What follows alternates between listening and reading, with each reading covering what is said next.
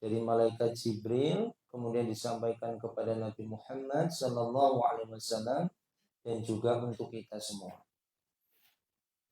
Betapa mulianya hal tersebut karena pesan ini bukan dari orang yang sembarangan, tapi langsung dari malaikat Jibril alaihi salam yang mulia. Sehingga siapa saja yang mengamalkan pesan ini, yang mengamalkan nasihat ini, maka insya Allah ia akan mendapatkan kehidupan yang baik dan bisa menjalankan aktivitas kehidupannya pun dengan baik juga.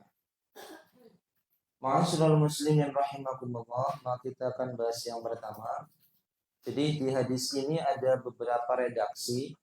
Ada yang redaksi lain itu 3, tapi pada hadis yang ini ada 5 pesannya. Dan kita bahas yang 5. Yang pertama, ya Muhammad, ish ma syi'ta fa innaka mayitun. Wahai Muhammad, hiduplah sesukamu, tapi ingat engkau akan mati.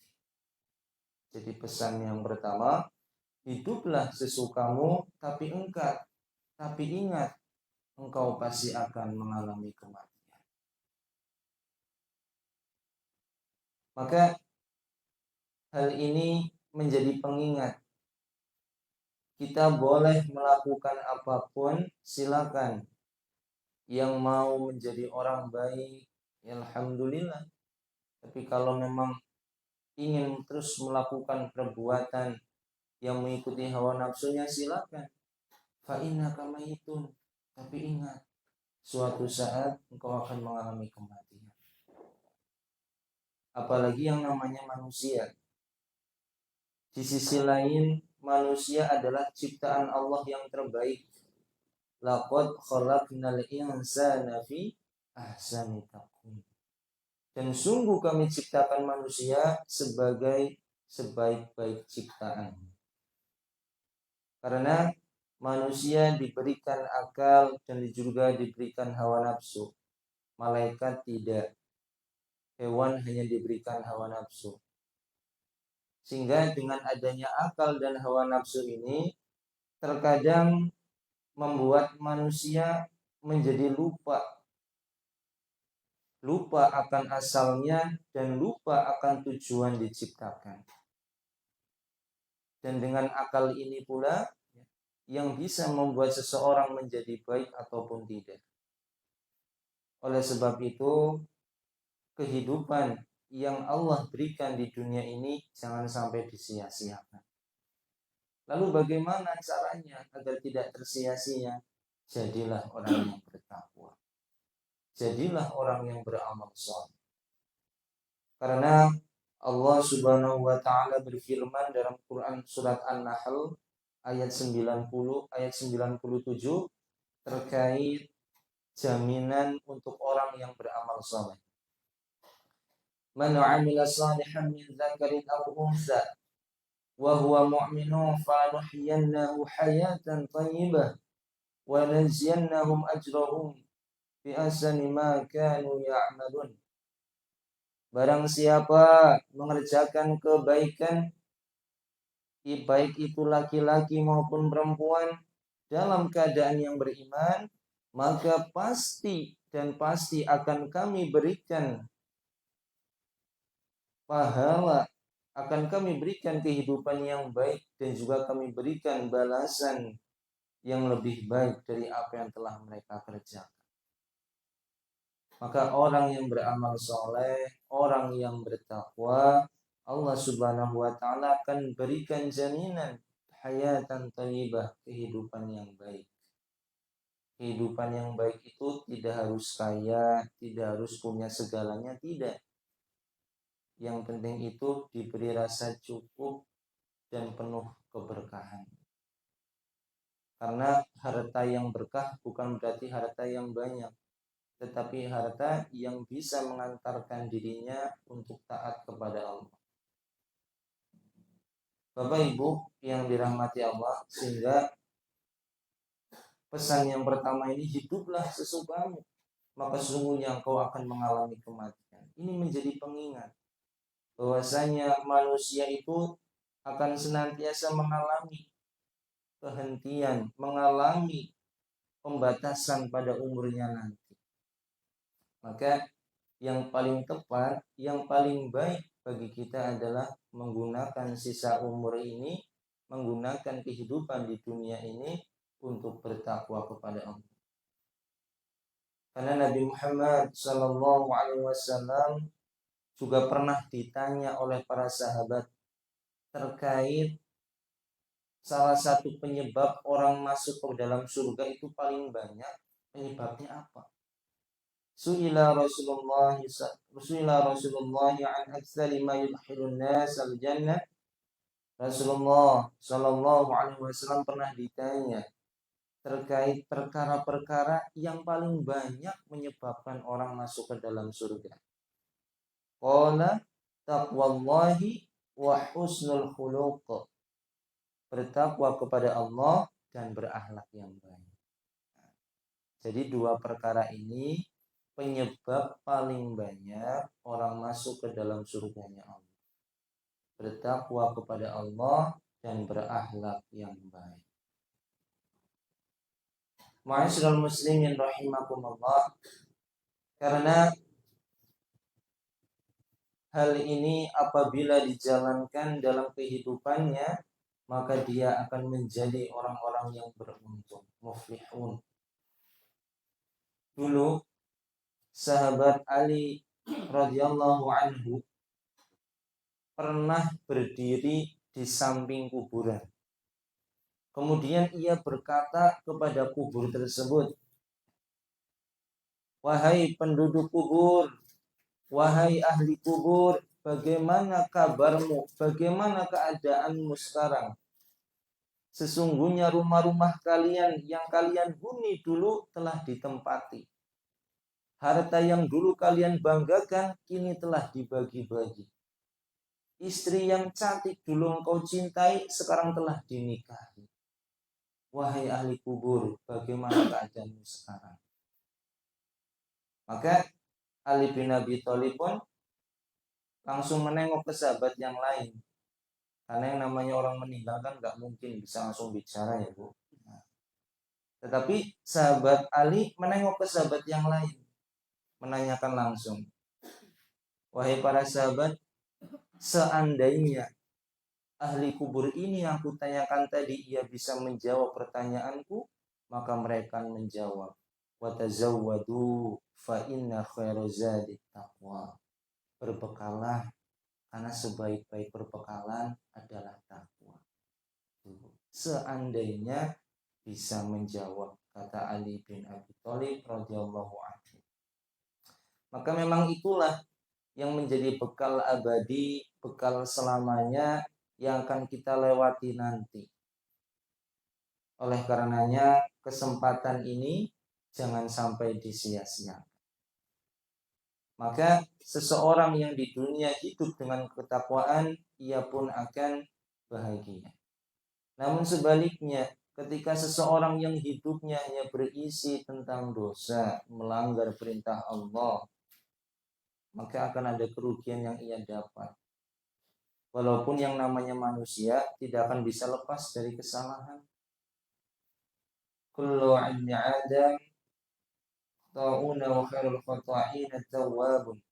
Setiap anak Adam pasti pernah berbuat salah.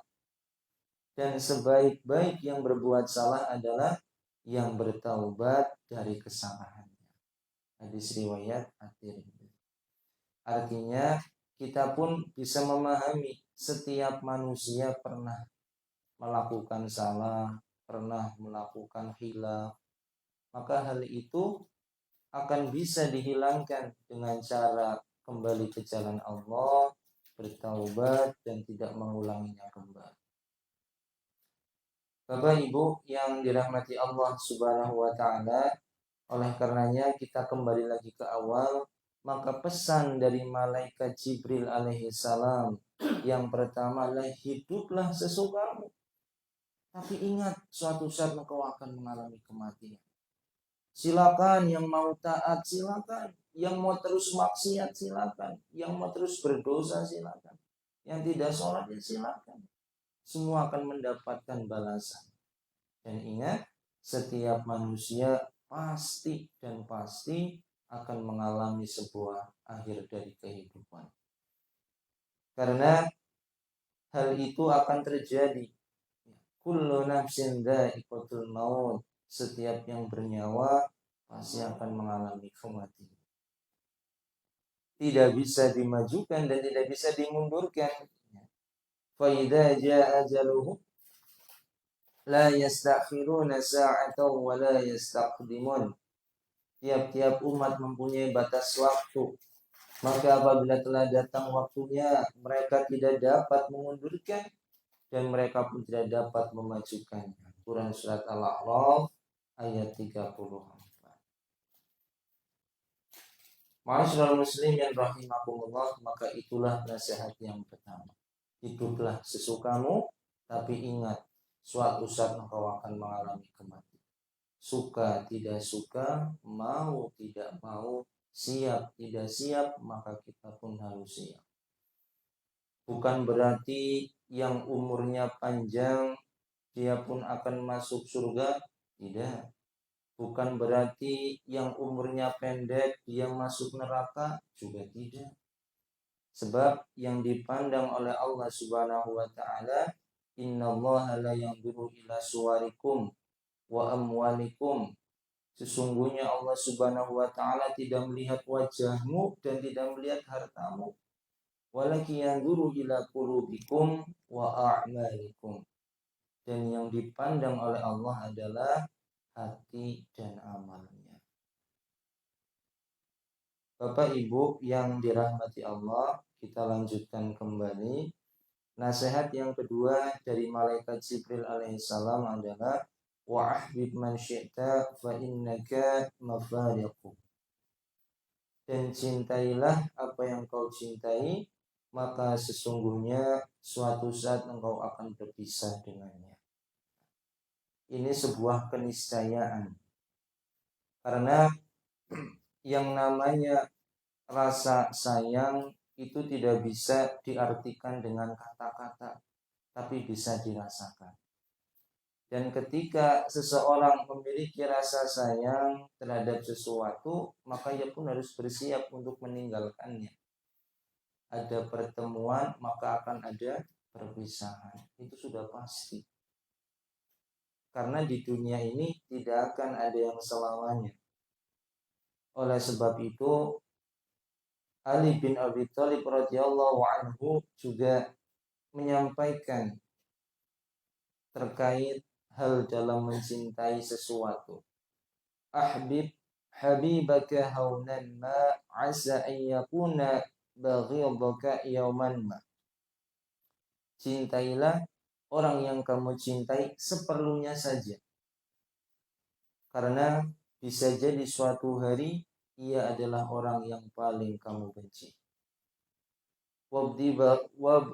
Wabaghid baghidaka haunan ma asa an yakuna habibaka yawman ma. Dan bencilah seseorang seperlunya saja, karena bisa jadi suatu hari merekalah orang yang paling kamu cintai. Intinya seperlunya saja, tidak terlalu berlebihan dan jangan terlampau membenci juga, karena segala sesuatu masih bisa terjadi dalam kehidupan ini. Dan yang namanya manusia memang hakikatnya akan mencintai segala perhiasan di dunia ini. Karena Allah Subhanahu wa taala pun mengklasifikasikan terkait sesuatu yang disukai oleh manusia. Di antaranya dalam Quran surat Ali Imran ayat 14. Zuyyina lin-nas hubbus syahawati minan nisa wal banina wal qanatiril muqantarati minadh dhahabi wal fiddah wal khairil musawwamati wal an'am wal harth dzalika mata'ul hayatid dunya wallahu 'indahu husnul ma'ab. Yang artinya dijadikan terasa indah dalam pandangan manusia mencintai terhadap apa yang diinginkan berupa wanita-wanita, anak-anak, harta benda yang bertumpuk, berupa emas dan perak, kuda pilihan, hewan ternak, sawah dan ladang, itu semua kesenangan dunia. Dan di sisi Allah lah tempat kembali yang baik. Sudah Allah sebutkan di antaranya. Maka tidak ada yang salah kalau kita menyukai itu. Mencintai istri harus, mencintai anak wajib, mencintai harta dan fasilitas di rumah yaitu perlu. Yang tidak boleh adalah mencintai terlalu berlebihan. Karena ketika sudah berlebihan, maka ia lupa kalau semuanya itu adalah sebatas titipan Allah. Bapak Ibu yang dirahmati Allah Subhanahu wa taala, karena ketika ia mampu mengelolanya dengan baik, mengelola rasa sayangnya itu, maka ia pun akan mengantarkan dalam kebaikan. Karena dalam sebuah hadis yang lain pun juga disebutkan ada 7 golongan yang mendapatkan naungan Allah. Di antaranya adalah warajulani tahabba fillahi ijtama'a alaihi wa tafarraqa alaihi. 2 orang yang saling mencintai karena Allah. Mereka berkumpul dan berpisah dengan sebab cinta karena Allah. Hadis riwayat Bukhari. Artinya Bapak Ibu ketika memiliki pasangan maka punya visi misi untuk kebaikan ke depan. Saling mengingatkan dalam ketaatan, saling mengingatkan ketika ada yang salah, saling melengkapi ketika ada yang kurang, dan saling menutupi ketika ada yang salah pula. Maka itulah suatu hubungan yang baik. Bertemu karena Allah dan nanti pun berpisah karena Allah. Apalagi kalau ada yang berkata, ya, biasanya kalau orang yang terlalu berlebihan dalam mencintai, biasanya akan ada ungkapan, saya mencintai kamu sampai mati. Berarti kan hanya sampai mati ya Bu. Jadi hidup mati selamanya lah, Masya Allah. Jangan Pak. Tapi kalau bisa adalah saling mengingatkan, saling menyayangi dalam kebaikan, dan juga saling mengingatkan dalam keburukan. Maka ketika itu ada, insya Allah termasuk orang yang mendapat naungan dari Allah Subhanahu wa taala. Sehingga itu memang sudah menjadi hal yang fitrah. Laki-laki menyukai perempuan, perempuan menyukai laki-laki, itu hal yang fitrah. Dalam pernikahan pun juga sama. Apalagi pernikahan itu ibadah yang paling lama. Menyayangi anak, menyayangi harta, menyayangi emas itu hal yang wajar. Asalkan jangan berlebihan. Dan dalam kehidupan ini akan kita temui berbagai macam pelajaran kalau kita bisa mengambilnya. Dalam hidup ini akan kita temui ada banyak orang yang datang dan pergi. Dan Allah menjumpakan kita dengan orang-orang yang Allah gariskan dalam takdirnya. Mereka pun datang silih berganti. Ada yang melintas dalam waktu yang singkat tapi melekat di dalam hati. Ada yang lama berjalan bersama tetapi tidak pernah berarti dalam kehadirannya. Dan ada pula yang begitu jauh dipandang mata tapi namanya selalu teringat dalam dadanya. Maka hal-hal yang seperti ini pun akan kita jumpai. Ada yang datang dan akan ada yang pergi. Semuanya adalah siklus dalam kehidupan. Bapak Ibu yang dirahmati Allah, maka kita kembali lagi. Yang nasihat kedua malaikat Jibril sampaikan, cintailah apa yang kamu cintai, silakan. Tapi ingat, suatu saat akan berpisah. entah diri kita yang berpisah atau yang kita cintai akan berpisah dengan kita. Itu sunatullah. Karena di dunia ini tidak ada yang abadi, tidak ada yang selamanya, dan semuanya bersifat sementara. Ma'asyiral muslimin rahimakumullah. Oleh sebab itu kita pun perlu menanamkan keyakinan bahwasanya ada hal-hal yang perlu diprioritaskan, ada hal-hal yang perlu dilaksanakan dengan baik. Di antaranya adalah mengingat bahwasanya kehidupan di dunia ini bersifat sementara, kita perlu menyiapkan bekalnya agar kita menjadi orang-orang nanti yang bahagia di akhirat. Kemudian nasihat ketiga yang disampaikan oleh malaikat Jibril adalah bahwasanya nasihat yang ketiga itu berbuatlah sesukamu, tapi semua perbuatan akan dimintai pertanggungjawaban.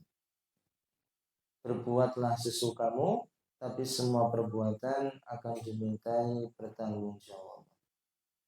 Artinya segala kebaikan, segala keburukan, semuanya itu akan tercatat. Faman ya'mal misqala dzarratin khairan yarah, wa man ya'mal misqala dzarratin syarran yarah. Maka barang siapa yang melakukan kebaikan walaupun hanya sebiji zarah akan mendapat balasan. Dan barang siapa yang melakukan keburukan hanya sebiji zarah pula, itu pun akan mendapat balasan.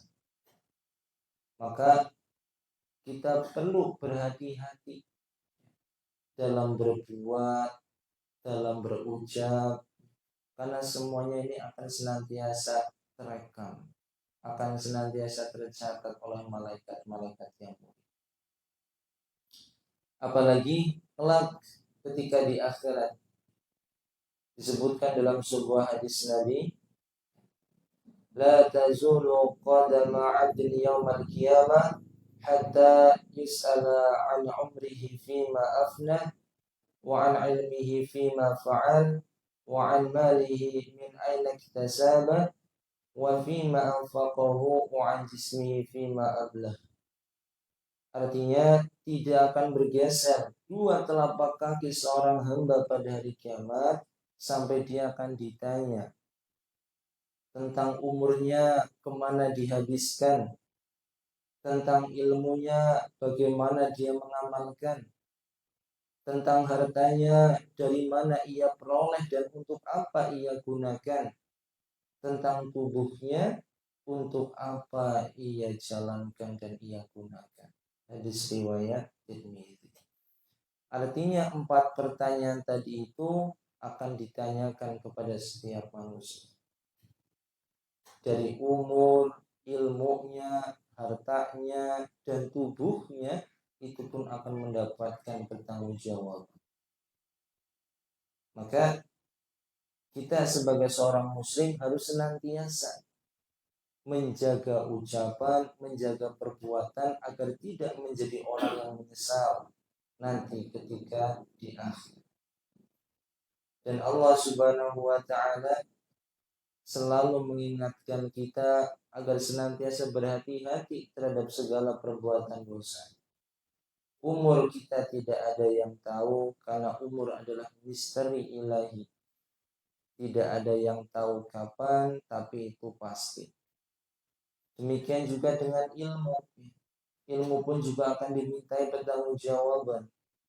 Karena dengan ilmu bisa membawa kebaikan di dunia, dan dengan ilmu juga bisa membawa kebaikan di akhirat apabila ilmunya bermanfaat. Oleh karenanya Nabi Muhammad SAW mengajarkan kepada kita untuk memohon agar diberikan ilmu yang bermanfaat.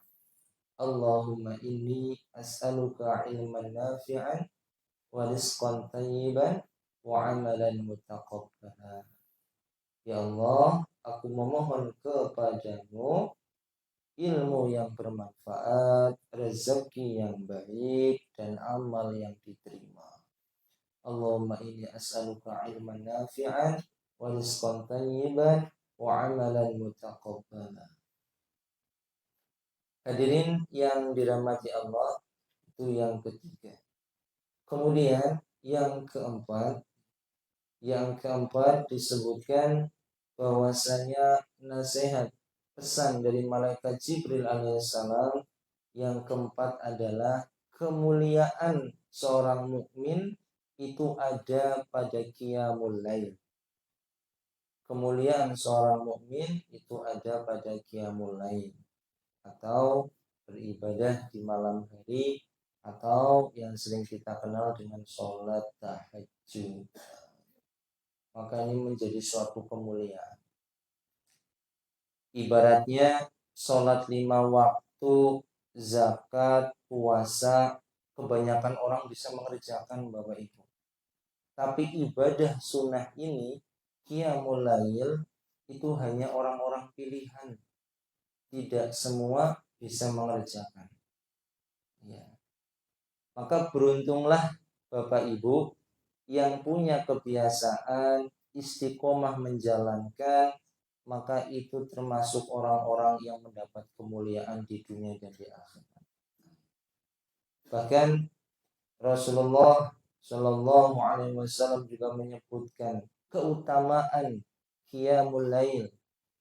Inna fil laili la sa'ata la yufiquha rajulun muslimun yas'alullah khairan min amri dunya wal akhirah illa a'tahu iyyahu wa dzalika kulla lailah.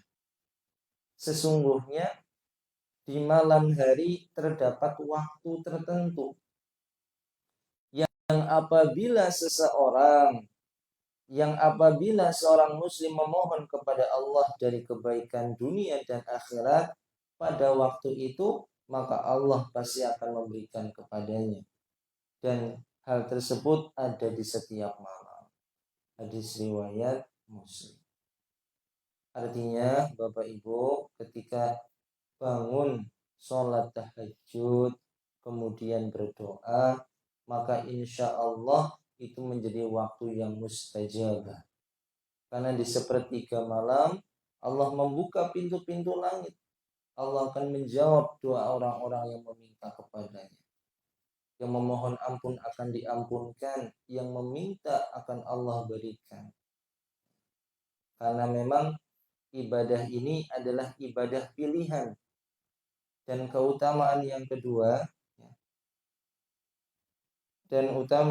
adalah disebutkan dalam hadis Nabi, barang siapa yang bangun di waktu malam, ia membangunkan istrinya, lalu mereka sholat bersama 2 rakaat, maka keduanya dicatat termasuk orang-orang yang banyak berzikir kepada Allah.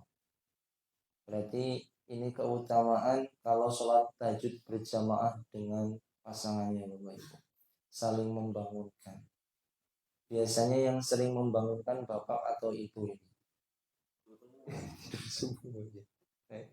Biasanya ya kadang-kadang bapak ya, itu. Ya, ataupun ibunya dan lain sebagainya. Intinya kalau memang ada yang bangun, berusaha untuk membangunkan. Ya walaupun nanti nggak bangun ya sudah. Yang penting sudah berusaha membangunkan. Tapi memang biasanya kalau ingin qiyamul lail harus ada niat dulu Pak. Ada niat dari awal ketika sebelum tidur. Iya. Karena kalau tidak ada niatan, mau pakai alarm sekeras apapun, ya, mau pakai alarm yang lama pun tetap tidak bisa, Pak. Ya, mungkin dimatikan. Kalau mati sudah tidur lagi. Tapi Bapak Ibu, kalau sudah niat nggak pakai alarm pun, insya Allah bangun. Lantaran mau ke kamar mandi lah, buang air kecil atau mau buang apa, habis itu langsung wudhu dan seterusnya. Karena sudah ada niat. Maka hal-hal ini seperti ini kadang kita terjadi, Pak. Ya. Kita ingin bangun malam, minta sama Allah, ya Allah, saya pengen tahajud nanti malam lah. Entah ada suara tikus, apa suara apa, belum bangun Pak, Masya Allah. Padahal kita nggak pakai alarm. Dan itu pun kadang saya merasakan sendiri gitu. Merasakan sendiri entah pengen ke kamar mandi atau ada suara apa jadi bangun. Dan itu kadang pas jam 3 atau setengah 4, Masya Allah. Di Jawa. Nah itu. Memang kadang ada juga yang seperti itu. Nah, yang mudah-mudahan Allah berikan kemudahan dan keselamatan. Tidur lagi ya Mas. Bapak Ibu yang dirahmati Allah, itu pesan yang keempat. Kemudian yang kelima, ya, dari malaikat Jibril alaihissalam disampaikan nasihat kehidupan yang kelima adalah kekuatan seorang muslim adalah ketika tidak bergantung kepada orang lain.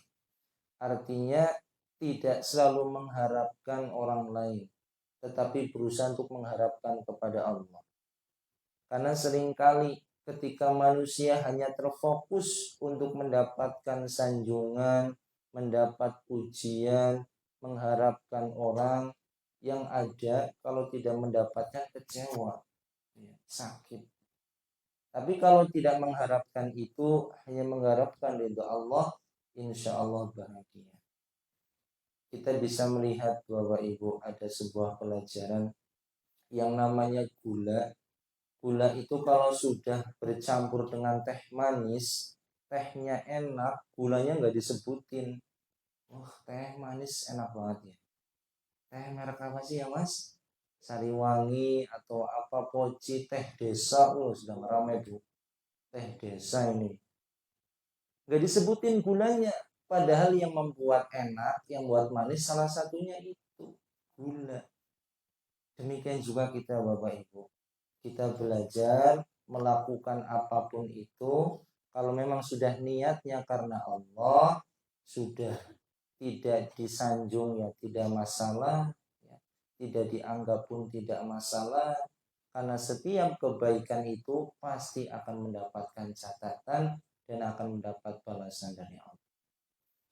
Bapak Ibu yang dirahmati Allah Subhanahu wa taala, maka kita kembali lagi nasihat atau pesan yang disampaikan malaikat Jibril alaihi salam ini menjadi hal yang sangat penting. Yang pertama adalah hiduplah sesukamu, tapi ingat sesungguhnya engkau akan mati. Artinya aktivitas kita di dunia ini yang mau menjadi orang bertakwa, ya alhamdulillah. Kalau toh ada orang yang tidak mau bertakwa, malah justru melakukan perbuatan dosa, ya itu nanti ditanggung sendiri. Tapi ingat, fa innaka mayyitun. Setiap manusia akan mengalami kematian. Kemudian yang kedua, cintailah apa yang engkau cintai, tapi ingat sesungguhnya engkau akan berpisah dengannya. Ada pertemuan, pasti akan ada perpisahan. Itu yang harus kita ingat-ingat. Memang yang namanya perpisahan itu menyakitkan, Pak. Tidak ada perpisahan yang menyenangkan kecuali yang udah sengit. Ya. Udah sengit, udah benci. Nah, memang mengharap untuk dipisah. Kecuali itu, Pak. Tapi memang logikanya seperti ini. Ketika kita menyukai sesuatu secara sangat berlebihan, maka bersiap-siaplah nanti ketika berpisah akan sakit sesakitnya. Karena sudah terlalu berlebihan. Maka intinya itu yang perlu kita ingat. Apa yang kita cintai saat ini boleh kita mencintainya, tetapi suatu saat akan berpisah dengan diri kita. Kemudian yang ketiga adalah ya, hiduplah sesukamu, ya, berbuatlah sesukamu, tapi ingat semuanya akan mendapat pertanggungjawaban. Akan dipertanyakan dan akan dihisab di yaumul hisab dan di yaumul mizan. Maka sebagai seorang muslim berhati-hatilah, gunakan dengan bijak kehidupan di dunia ini. Kemudian yang keempat dan yang kelima, kemuliaan seorang muslim adalah di dalam qiyamul lail, salat tahajudnya. Walaupun ini kelihatannya salat sunnah Bapak Ibu, tapi punya keutamaan yang sangat besar. Bahkan Nabi mengatakan keutamaan yang lebih baik setelah sholat wajib adalah sholat qiyamul lail. Jadi sholat sunnah yang derajatnya tinggi sekali setelah sholat wajib adalah qiyamul lail. Maka belajar Pak. Walaupun hanya 2 rakaat, paling tidak insya Allah itu menjadi waktu yang mustajabah ketika kita minta atau mengharap sesuatu.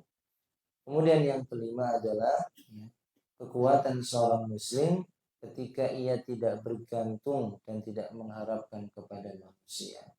Artinya selalu berusaha mengharap kepada Allah dan meminta kepada Allah, walaupun nanti akhirnya memang manusia yang memberi, tapi awalnya kita mengharap kepada Allah terlebih dahulu. Hadirin yang dirahmati Allah Subhanahu wa taala, tidak terasa sudah mendekati jam 9.